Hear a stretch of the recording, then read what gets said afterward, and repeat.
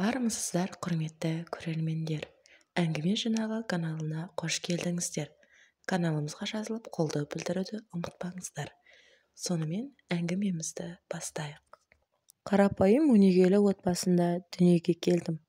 Ата-әжем ауылға сыйлы, ата-анам да өте керемет жандар. Біздің үйдің де тәрбиесі бөлек еді. 5 бауырларым болды. Үлкен ағам. Үлкенді сыйлап, кішілеріне мейірімділікпен қарауға тәрбиелеген ата-әжеме, әке-шешеме мың алғыс. Мен үйдің үшіншісімін. Алдымда 2 ағам. Менен кейінгілер сіңілдерім болды. Тату-тәтті отбасында ағаларым өте қамқор болды. Мектептегі сыныптастармен қыдырсам да, ізімізден еріп, мені қорғап жүретін. Ағамнан көбі сескеніп, сөз айтудан қорқады. Десе де, батылы жеткендер хат жазып, кейіннен қарасын көрсетпей жоқ болып кетеді. Сөйтсем ағамнан сыбағаларын алады екен. Сосын ағам жеке менімен сөйлеседі. Айка, ботақан, саған әлі жігітпен жүруге болмайды.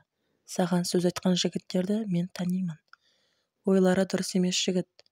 Жігітпен жүрме жарай ма деп ескертеді.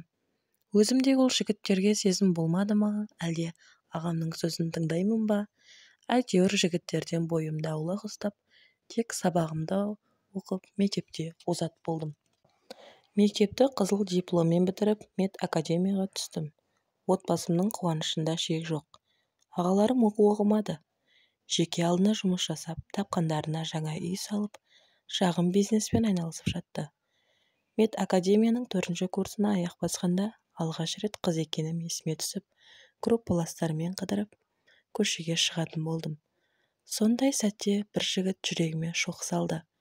Оның әдемі сөйлеген сөздері, сабырлығы ұнап қалды. Танысуға рұқсат сұрағанда бірден келісіп, бір ай кездесіп жүріп, ол үйленуге ұсыныс жасағанда келісе кеттім. Бұл жаңалықты қыста каникулға келгенде, анам мен әжемді отырғызып қойып айтып едім. Сол сәтте жақтырмағандай болды. Анам бірден ол жігіттің жағдайын сұрады. Жігіттің әкесі ғана бар. Анасы бала кезде тастап кеткен. Бірақ әкесі де өзге әйелін алып, бала кезден әжесінің қолында өскен. Бұны естіген әжем қарсымын. Ана мейірімділігін көрмеген жан ғой. Қызым ойланшы. Әке-шешесі бар, жақсы жігіт табылар. Әже, мен оны сүйемін. Ол жігітті кемсітіп тұрсыз ба?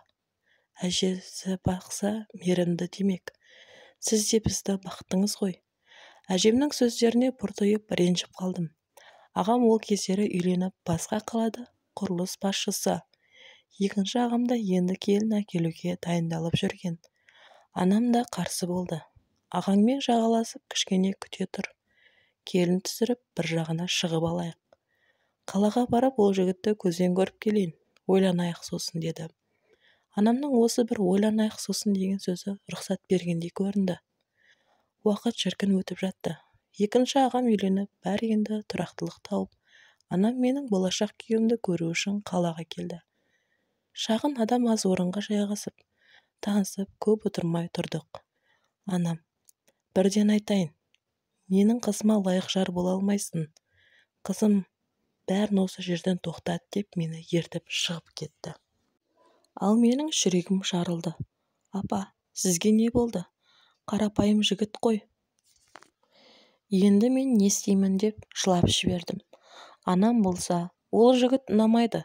Тұла бойы тұнған ашу-ыза сияқты. Ашық жарқын жігіт емес. Адам тани аламын, жетер, басқа жігіт табылады, деп ұрысқандай болды. Арада бір ай өтті. Әріден ол жігітті ұмыттым десем де, жүрек құрғыры ұмыта алмайды. Ол сол кеткеннен хабарсыз, бірақ бір айдан кейін звондап, сәлем. Дауысы сондай әлсіз, өте мұңды естілді. Сәлем, даусыңа не болды? Бәрі жақсы ма деп қорқып, сұрақ қойып жатырмын. Ол қайғырған үнімен, алғаш рет тек сені ғана сүйдім, білесің бе? Ал сен мені анаңның сөзі үшін тастап кете бардың. Сүйдім деген әр сөзің жалған екен. Осы уақыт бойы сені есімнен шығарғым келсе де шығара алмадым. Енді маған өмір сүрудің қажеті жоқ. Дәл қазір өзіме қол жұмсап, арғы дүниеге кеткелі жатырман деген сөзін естігенде, Аяқ-қолым дірілдеп жылап жібердім. «Қайдасың? Мен қазір барамын. Өтінемін жаным, мені тастамашы» деп жалынып жаттым. Пәтерден асығып шығып, таксимен жігітімнің пәтеріне қарай құстай ұштым. Кешкі уақыт еді. Келсем, шынымен жағдайы нашар. Өзіне қол жұмсамаған. Білегіне есірткі салыпты. Бір есін білсе, енді есін танып, мені көріп жылап. Одан кейін көздері қызарып, жабыса сол жерде абыройымнан айырды. Бекер барғанымды түсіндім, бірақ кеш еді. Қанша өкінсем де ештеңе өзгермейді. Ол есін жинағанда көздері жасқа толып, жас балаша аяғыма жығылып жылады. Мендей айуанды кешірші. Мен сен болмағасын есірткімен уланып өлгім келді. Сен келгенде не істеп қойғанымды білмедім. Мені кешіру үшін не істейін деп жылағанда оны кешірдім. Одан кейін бұрынғы ғашықтар сияқты кездесіп жүрдік. Бір күндік төсектен жүкті болдым. Өзім содан қорыққан едім.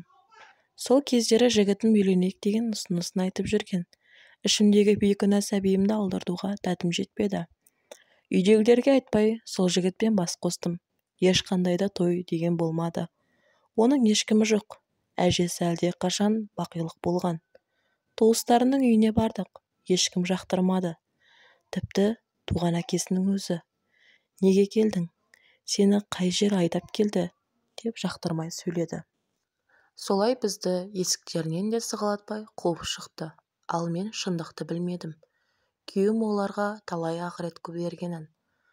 Өз туыстары не деген қатыгез деп іштей ойладым ол кезде. Сонан мен өз үйіме келдім. Ешқандай да той болмай, неке куәлігімді көрген үй ішім біраз ренжіді. Десе де кейіннен ашулары басылып, бізге көмектесіп, қаладан шағын бір бөлмелі пәтер алып берді. Бақытты өмір сүріп жатқандаймын.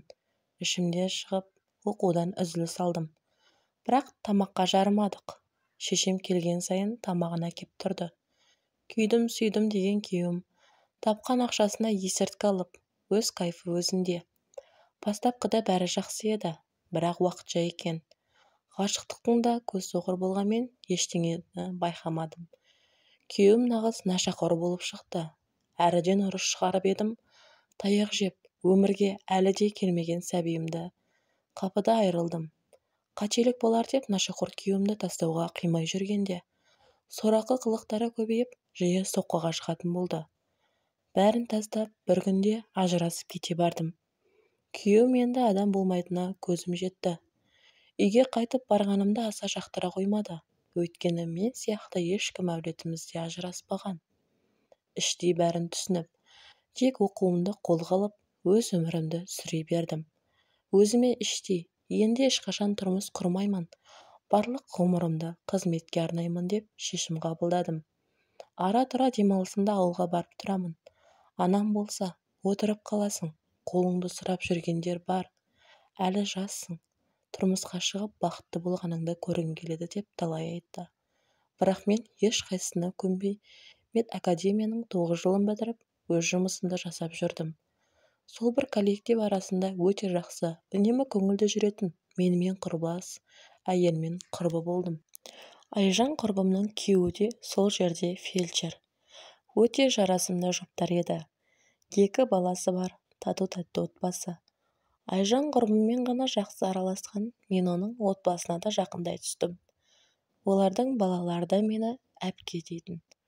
Айжанның жалғыз анасы бар. Бірге тұрады барлығы. Анасы да сондай жақсы кісі. Өмір өтіп жатты. Бірде таңғы уақытта суық хабар келді. Жан құрбым Айжанның көлік апатына түскенін естіп, тұра жүгірдім. Емханаға жеткенше көз жасымды тоқтата алмадым. Дәрігерлермен сөйлесіп, жан сақтау бөліміне кірдім. Құрбымның жағдайы тым ауыр. Алладан қанша аман қалуын тілесем де, отбасын тастап, жап-жас шағында кете берді. Бұл жағдай жүрегіме қатты батты. Айжанның анасы қызының өлімі жанына батқан болу керек. Жиі ауырып қалып жүрді. Күнде үйіне барып бақылап жүрсем де, ол отбасы тозып барады.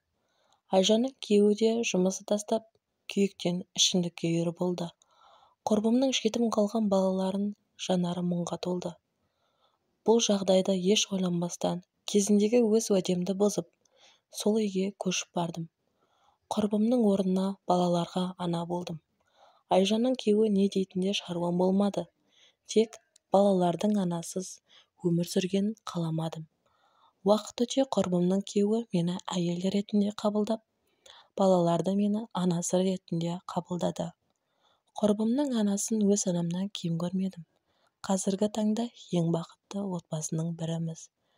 Айжан құрбымның балалары мен үшін алтын. Одан кейін де 2 бала дүниеге келді. Барлығы тату-тәтті бауырлар. Бұл ісімді өз әке-шешем де, ата-әжем де қолдап, батасын берген еді. Бәлкім сол үлкендердің ақ батасы менің бақытты болуыма себепкер болды деп те ойлаймын.